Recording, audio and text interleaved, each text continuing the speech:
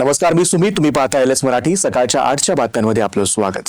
राज्यातील 23 नगर परिषदा आणि नगरपंचायतींसह विविध जिल्ह्यातील एकूण 143 सदस्य पदांसाठी आज मतदान प्रक्रिया पार पडणार आहे. सकाळी 7:30 ते सायंकाळी 5:30 या वेळेत मतदान होणार आहे. मतदान शांततेत पार पाडण्यासाठी प्रशासनाकडून चोख बंदोबस्त ठेवण्यात आलाय.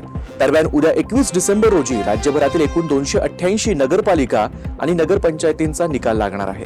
सांगली जिल्ह्यामध्ये गेल्या काही दिवसांपासून खुनांचं सत्र सुरू आहे. शुक्रवारी सांगली जिल्ह्यामध्ये एकाच दिवशी 2 खून झाल्यानं सर्वत्र खळबळ उडाली आहे.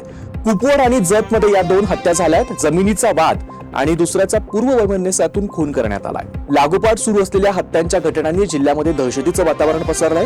कुपवाड MIDC मध्ये राहुल कदम या 22 वर्षीय सराईत गुन्हेगाराचा तलवार आणि कुकरीने वार करून अत्यंत निगृणपणे खून करण्यात आला. न्याय मिळवण्यासाठी सक्षम ताटे याचं कुटुंबीय आक्रमक भूमिका घेताना दिसतंय. सक्षम ताटे प्रकरणातील आरोपी सध्या जेलमध्ये आहे.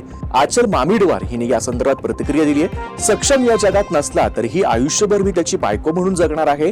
आता जर पोलिसांनी या संदर्भात काही ऍक्शन घेतली नाही तर आम्ही दाखवणार.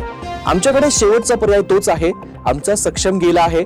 आम्हाला मरणाची काहीच भीती नाही, कारण जगण्याचं कारणच गेलं ना. त्याला न्याय मिळवून देण्यासाठी आता आम्ही काहीही करणार, असं आचल हिने म्हटलं आहे. भारतीय सराफा बाजारात सोन्याचे दर 1,34,120 रुपये एवढे झालेत. तर 22 कॅरेट सोन्याचा दर देखील 1,22,943 रुपयांवर गेलाय. भारतात सोन्याचे दर 2025 मध्ये 56,654 रुपयांनी वाढले आहेत.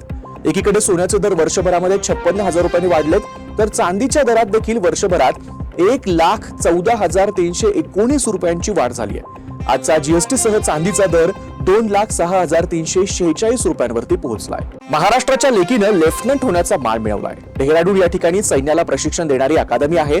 93 वर्षात इंडियन मिलिटरी अकॅडमी मधून प्रशिक्षण घेणारी पहिली मुलगी ठरली आहे महाराष्ट्राची सई जाधव. ती मूळची कोल्हापूरची आहे. 6 महिन्यांचं अत्यंत आव्हानात्मक प्रशिक्षण पूर्ण करून तिने लेफ्टनंट पद मिळवलंय.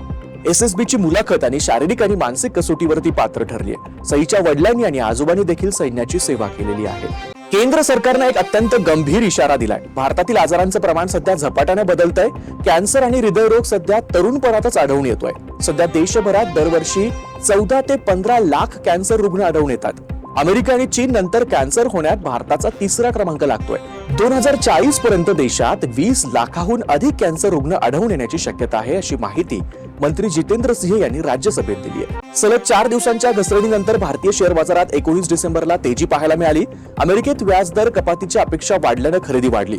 सेन्सेक्स मध्ये 447 अंकांची वाढ होऊन सेन्सेक्स 84,929 एवढ्यावर बंद झाला.